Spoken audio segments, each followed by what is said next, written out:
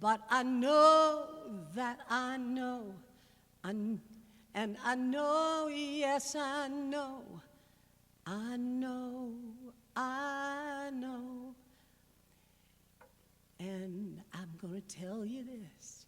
I need to trust that I know, 'cause it's so obvious that I know you too. I know I need to tell my head so that I know, because my heart knows too. When I don't trust, here's what happens. I don't trust when I know, then I forget how much I know. And I know if I breathe and surrender, I will remember that I know.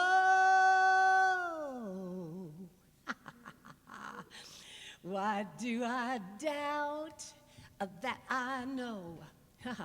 I know, who else could ever know? When I forget, please remind me that I know. Yes, I know. When I don't trust that I know, then I forget how much I know. And I know if I breathe and surrender, I will remember what I know.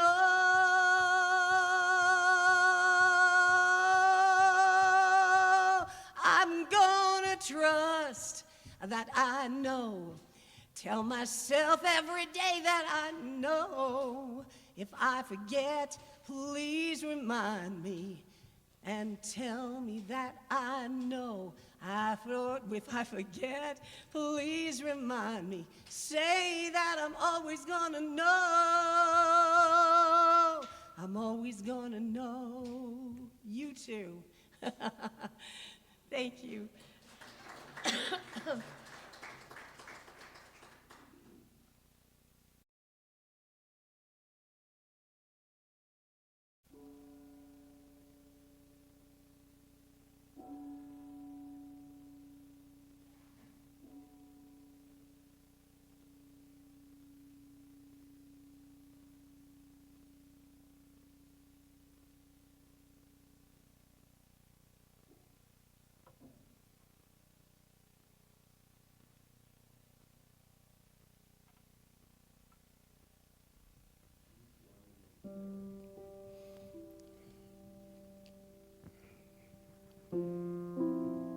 We know that there's one perfect life, and that life is God. That life belongs to each and every one of us in this space and everywhere. God is perfect, whole, and complete in form and substance. And as beings that are made in God's image, as unique, individualized expressions, we are perfect, whole, and complete by divine design. We give thanks for this opportunity to come together to share our oneness and the knowledge that this force for good in the universe is here and that we can use that. I know that everything that takes place here this afternoon will be absolutely perfect in every way, and give thanks for everyone who's come together to make this service and celebration possible. I give thanks for every unique expression of the divine here in this space, within the sound of my voice, and everywhere, and release these words in the divine law where they're already done in that divine universal mind. I let this go, I let it be, and together we affirm, and so it is. We're in the month of May, where we're going to talk about divine doubt. And today, young Dr. David will be talking about self-doubt as a starting block. Spirit just radiates through young Dr. David every time he speaks. And I know that I'll take some things away that'll be useful to me, as we all will. And today I've got 3 quotes from our founder, the Honorable Dr. Ernest Holmes. You know, he didn't write very many things, so it's really hard to find find stuff to quote him out of. He's only written 100 books, so, trying to narrow that down it gets to be fun from time to time. But I think I found some good ones. The first one says that life is not just something to be endured, it is to be lived in joy in a fullness without limits. Wow. Yeah. Any good Baptists in the audience that want to scream, come on? Okay. That was out loud. That's probably going to, we can tell Ken, we'll leave it in there. Why not? Our second quote, we are always attracting into our experience that which we think about most. Wow, who knew? Our third quote says, the mind is a creative agency through which spirit produces all form. Wow. I think we should think about rain so that our grasses don't end up being about the color of my shoes. We need water.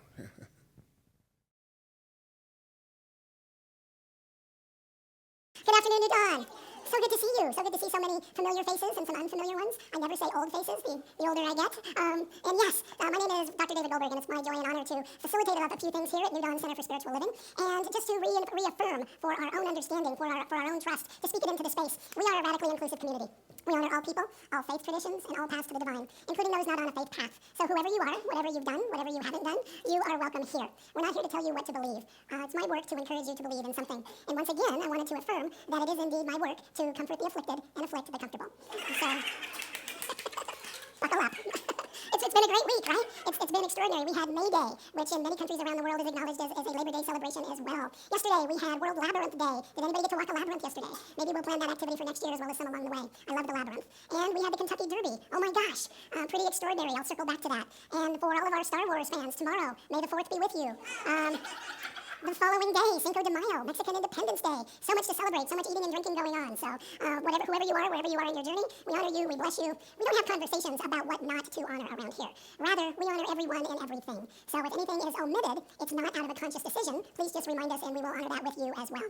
And as Russell so beautifully shared, this month our theme is divine doubt. So much to say, so little time. And today we're focusing on self-doubt as the starting block. So we know that it's there. How can we embrace it? How can we work with it? How can we acknowledge it, right? We're not going to make it bad or wrong, and we're not going to let it drive the bus. So I'm still in space mode. I'm still in NASA mode, and I promise I will evolve out of that eventually. But I did want to share with you, several years ago, a NASA engineer working on a critical system for a space mission hesitated before approving the final calculation. Everything checked out, the data aligned, the time frames were tight, and yet something felt unsettled to her. She spoke up. That moment of doubt delayed the launch and ultimately revealed a small flaw that could have been catastrophic in orbit. What saved the mission was not certainty. It was doubt. Honored, spoken, explored. So that's where we start today. So I would appreciate it if, as I make a statement, if you would respond, I trust the unfolding of my life. Even in my uncertainty, I trust the unfolding of my life. Even when I question myself. Even when I don't have the answer. And so it is. Brilliant. Oh, you are my people. From The Disciplines of Spirit by Howard Thurman. He reminds us that when our commitment becomes more important than what we are committed to, we risk losing compassion and perspective. In our urgency, we may override our wisdom and even justify harm in the name of being right. I know you've probably heard and seen the statement, as have I, that would you rather be right or would you rather be in relationship? From the Science of Mind perspective, Ernest Holmes writes, our mind must be steady in its conviction that our life is some part of God. The one power, the one presence is all of me, and I am a part of it. Self-doubt doesn't negate this truth. It invites us into a deeper relationship with it. So the first thing I wanted to share with you today, to invite your consideration, self-doubt is as natural as hunger. Self-doubt isn't an anomaly. It's part of the architecture of being human. Just as hunger signals the body needs nourishment, doubt signals the mind's need for reflection, for a pause, for recalibration, for growth. When we interpret self-doubt as failure, rather than feedback, we misread one of the most important internal guidance systems we have, right? GPS, God Positioning System. It is not evidence that something is wrong with us. Please hear that. Doubt is not evidence that something is wrong with us. It is evidence that we are engaged in something meaningful, that we are engaged in our own growth. In fact, the absence of doubt can be more concerning than its presence. A life lived without questioning often becomes rigid, performative, and disconnected from authentic growth. When we allow doubt to coexist with confidence, we become more adaptable, more aware, and more deeply aligned with the truth rather than illusion. Doubt, then, is not an obstacle. It is a diagnostic tool for our souls. If you heard a little bit of Socrates in there, you are not mistaken. He is credited with saying the unexamined life is not worth living. Contextually, that comes from the Apology by Plato, where Socrates is defending his philosophical mission during his trial in Athens. Socrates is arguing that life without reflection, without inquiry, and without critical self-awareness lacks true meaning or virtue, a foundational idea in virtually all of Western philosophy. The second thing I want to invite you into, and the work that we're doing together here at New Dawn, is breaking the doubt taboo. The real danger is not doubt, it is silence. When self-doubt is hidden, it becomes distorted. It grows in isolation, feeding narratives of inadequacy and separation. In communities that emphasize positivity without space for honesty, individuals may feel pressured to perform certainty rather than live truthfully. This creates spiritual dissonance, appearing aligned outwardly while struggling inwardly, sometimes known as spiritual bypass. Breaking the taboo around doubt transforms community. When we normalize the expression of uncertainty, we dismantle shame. We create environments where people can bring their full humanity, not just their polished selves. And in doing so, we shift from performative spirituality to authentic connection. Vulnerability becomes the bridge, not the barrier.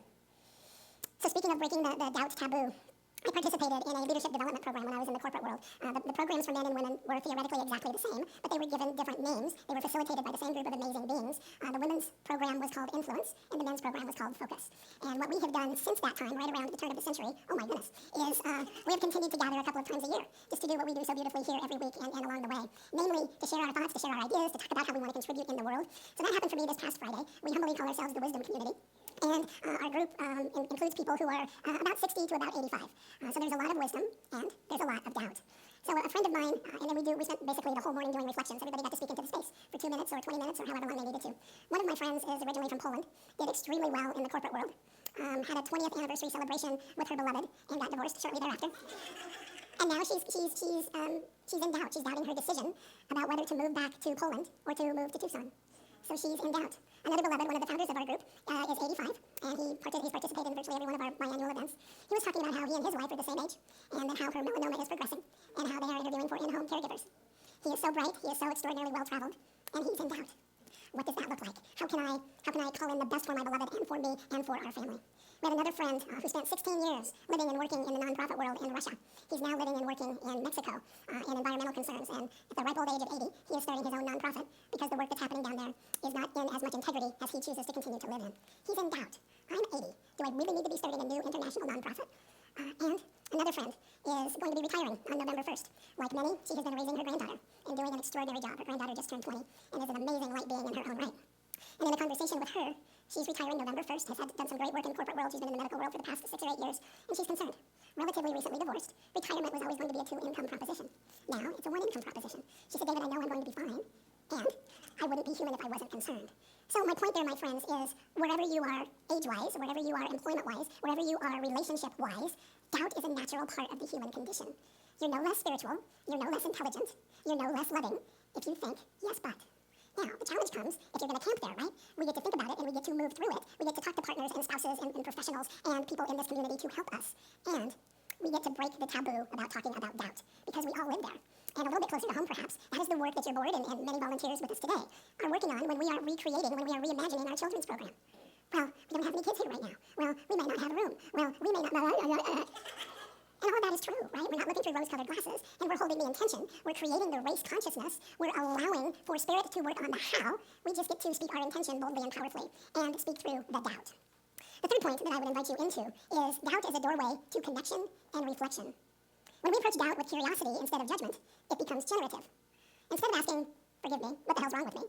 What if we begin asking, what is this showing me? What is here for me to learn? Why has Spirit provided me this opportunity? And if you're anything like me, I add again. The subtle shift changes everything. It opens up the space for learning. It opens up the space for dialogue. It opens up the space to a deeper awareness. Doubt becomes an invitation rather than a verdict, rather than a judgment. It also becomes relational. When we share our doubts, we discover we're not alone. What we thought was uniquely ours is often universally human. This recognition softens isolation and fosters connection. Doubt, when honored, becomes a doorway, not just inward, but outward into community and shared understanding. I so appreciate the conversation that Karen and I were able to have this morning. As I won't say how many years, but as a longtime teacher, she continues to be a dear friend and mentor as I continue on my journey as a professor at the Metro State University in Denver. And we're coming to the end of the semester, and one class is doing great, a couple of classes continue to show up in interesting ways, and of course, none of that has anything to do with me. And Karen listens, and on occasion offers extraordinarily sage advice. So that is my putting forth a little bit about what I'm going through, right? I would love to tell you that I am stellar and I'm wonderful and I'm awesome, and all of that is true. And I continue to be human in that experience as well. So when we talk about that then, when we talk about doubt as a doorway to connection and reflection, that's the beautiful work that we're going to be doing in a couple of weeks as we look at the workshop Tranquil Transitions. Because guess what, my friends? Every one of us is going through some kind of transition. Congratulations, not only on your birthday, beloved, but on a new home, right? And uprooting your life and creating a new beautiful space for you, for your extraordinary husband, for your wonderful extended family, including beautiful Sarah. Everybody is in a place of transition. Maybe it's into or out of a work position, a professional position. Maybe it's into or out of relationship, right? Perhaps considering marriage, perhaps considering dating again. Not wanting to spill the beans on anybody, but and maybe there are folks who are considering exiting or changing relationships. Maybe there are people who are having or needing or wanting to have end-of-life conversations, either for themselves or for family members and friends. So everybody is in a period of transition. So what we want to do then in this workshop in a couple of weeks is to normalize transition, to normalize that doubt. Two of the questions that are on the pre-conference worksheet that I'm asking folks to take a look at is, what feels unclear or unsettled in your life? And what may be ending or asking to be released? What are you ready to set free, to create room for more good, to create room for what you want? So, spoiler alert, again, we all have something. So please, take a look if you're so inclined, sign up, grab the questions, and join us in a couple of weeks after the service. It's going to be a powerful time of growth, and we'll be right downstairs in the beautiful classroom. So, how do we practice this at New Dawn? We normalize uncertainty as part of our spiritual growth, not something we need to fix, something we get to acknowledge, and something we get to move through. We create spaces where honesty is welcomed and met with compassion. We practice curiosity, individually and collectively, rather than rushing to judgment, and my human self, on occasion, rushing to judgment. So that's what we do. That's how we do it. That's what you are a part of, and it's a joy and an honor to be a part of that work with you. So yeah, we're talking about normalizing doubt. So if you've had any doubts today, maybe you didn't feel like coming to church, maybe you're thinking about, taking off as soon as we're complete and not hanging out for an extra cookie with us, whatever that looks like for you, it's okay, and you get to be human. And this is a beautiful and extraordinary place to do that. Would you join me in prayer, please? And if our practitioner prayer partners would stand and join me in consciousness. There is one life, one presence, one infinite intelligence expressing itself as all creation. That life lives as each of us now. And so today, we release the need to be certain. We release the illusion that faith requires perfection. We allow ourselves to be human, beautifully, imperfectly human, knowing that even here, even now, Spirit is fully present. May our doubts become doorways. May our questions become pathways. And may we walk forward, not in fear, but in trust. I gently release this into the power and presence that is the law of the universe, knowing that it responds in perfect time, that it was done before it was spoken. I release, I let go, I allow it to be. And we anchor this together by saying, and so it is, and so I am, and so we are.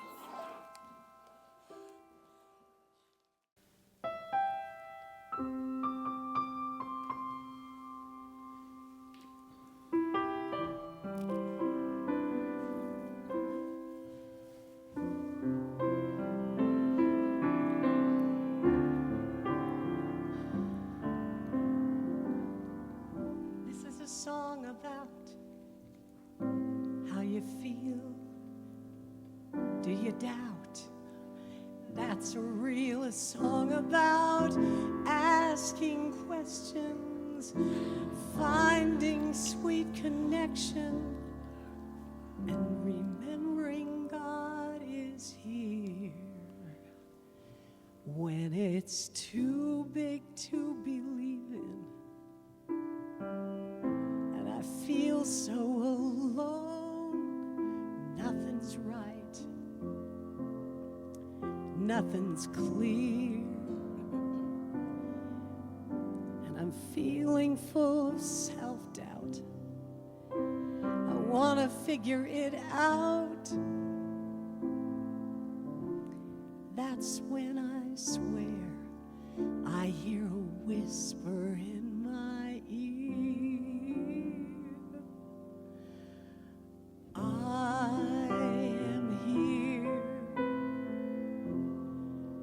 Right by your side, part of every mountain, part of every star, and you are here,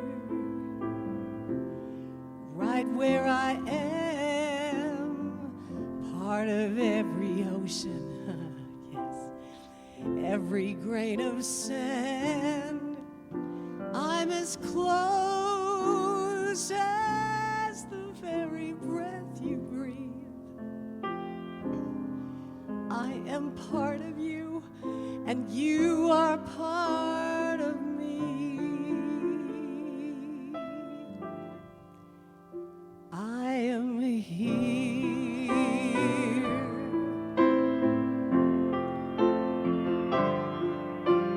I am here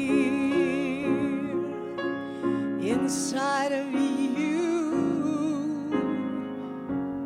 part of everything. All we feel, all we say, all we do. And you are here, right where I am, helping me find my way through everything that happens today. When it's too big to believe in, and I feel so alone, nothing's right, nothing's clear, and it's too hard. I thought I should have it all figured out by now, but there's still some doubt.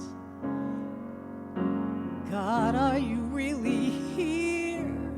And that's when I swear I hear a whisper in my ear. I am here, right where you are, part of every mountain, part of every star, and you are here, right where I am, part of every ocean, every grain of sand. I'm as close as the very breath you breathe. I am part of you, and I will always be.